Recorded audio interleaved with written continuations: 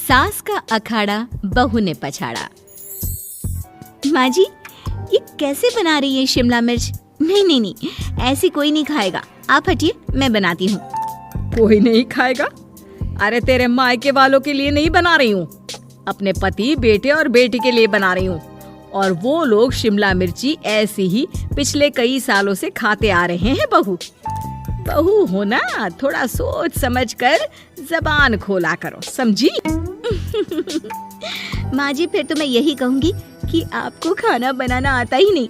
बहू शिमला मिर्च बना लेती है, लेकिन अपने अंदाज में, फिर खाने के टेबल पर। ये सब्जी क्या बहू ने बनाई है? आज बहुत अलग लग रही है। भाभी, रंग तो बड़ा अच्छा दिख रहा है सब्जी का। अरे नहीं नहीं, मुझे तो माँ के हाथ वाली खानी थी। क्या है रीना, सब्जी माँ को ही बनाने दिया करो ना। सास, जिसे अब थोड़ा सा अपना पल्ला भारी दिख रहा होता है। अरे अब बेटा मेरा जमाना आ गया। ये घर कभी मेरे नाम से चलता था, लेकिन अब लग रहा है कि मेरा होना ना होना एक ही बराबर है। बहू तो पूरे घर के साथ रसोई में भी राज करना चाहती है। माँ जी, आप ही ने तो कहा था शादी के वक्त कि रानी बनाकर रखेंगी मुझे। तो देखिए, रानी का काम यही होता है ना, राज करना। अरे देख बहू, माना तू राज करना चाहती है, लेकिन भूल मत, पूरी रियासत अभी मेरी है। अरे कैसी बात कर रही हो तुम दोनों? और ये क्या तरीका होता है बहू से बात करने का? बेचारी अभी तो आई है, उसको आजादी भी नहीं दोगी क्या? तो वो इस घर को अपना घर कैसे समझेगी? देखिए पापा, माँ सही कह रही है। घर को अपना घर समझी, इसमें कोई बुरी बात नहीं है। लेकिन सिर्फ अपना और हमें पराया करने की कोशिश करे ना जी ना, ये सोच तो बिल्कुल अच्छी नहीं है। देख, तू छोटी है ना, छोटी की तरह रहा कर, हर बात पर बीच में ना बोला कर। क्यों? वो मेरी बेटी है तो मेरे तरफ से ही बोलेगी ना। माँ जी, ये तरफ क्या होता है? हाँ, वो मेरी बहन नहीं है क्या? मैं मानती हूँ कि आज मैंने सब्जी बना दी, लेकिन थोड़ा खाने में बदलाव करना हम स्त्रियां भी तो जानती हैं और चाहती भी हैं। तो इसका मतलब ये तो नहीं कि घर के खाने की कोई वैल्यू ही नहीं है। देख, मैं कोई बहस नहीं करना चाहती, जाओ खाना खा लो।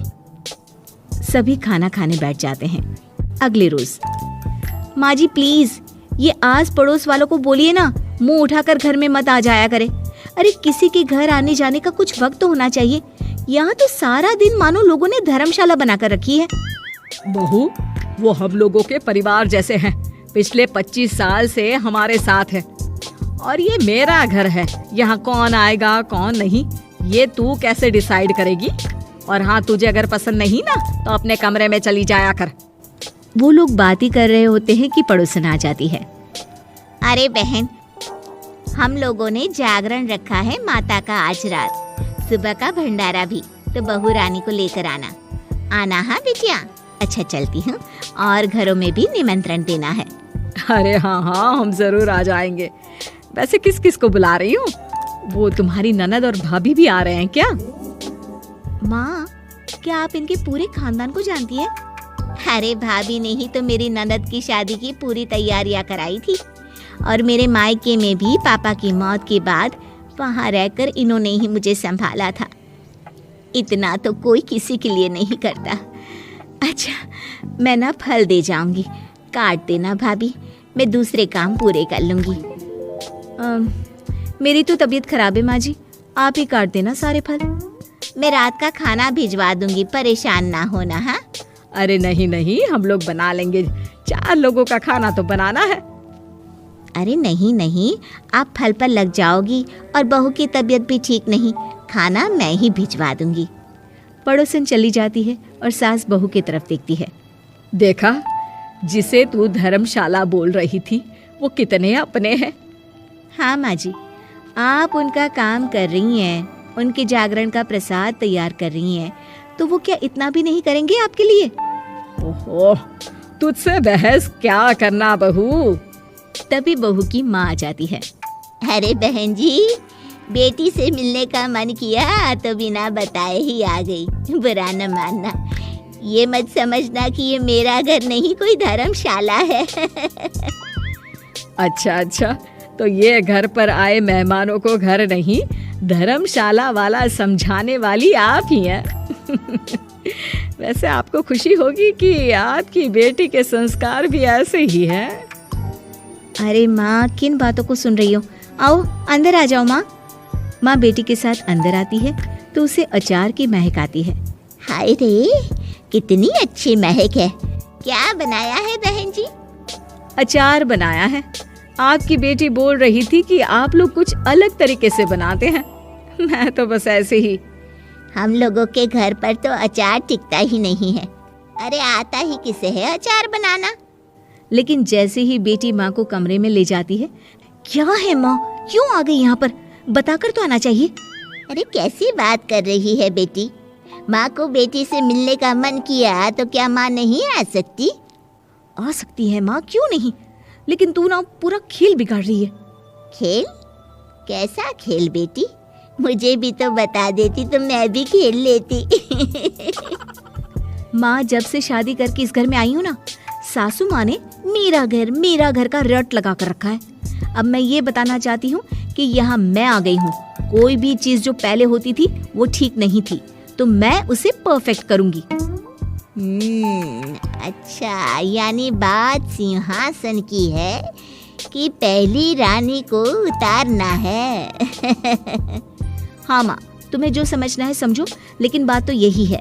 पर बेटा, वो बेटी कुछ नहीं समझती और दरवाजा खोलकर बाहर चली जाती है।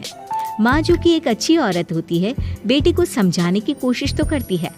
बाहर सास के सामने माँ कहती है, अरे बहन जी, आप चलिए ना मेरे साथ मेरे घर, बहू का मायका भी देख लीजिए। अरे नहीं नहीं बहन जी, आप ही रुकिए हम लोगों के पास। शाम को जागरण है, वहाँ ले चलेंगे। उसी का प्रसाद तैयार कर रही हूँ। अच्छा, हमें भी तो सिखा दीजिए कैसे तैयार करते हैं। अरे कैसी बात कर रही हो माँ, कितने जागरण करवा चुकी हो तुम।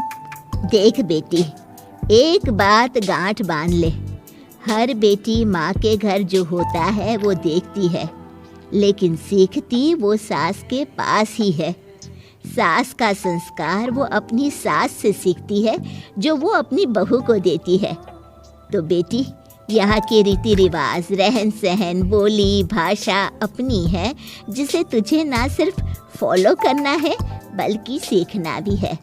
और जहाँ तक सवाल है पूरे घर की रानी बनने का, तो जब तक तेरी सास महारानी है, तू रानी ही तो रहेगी।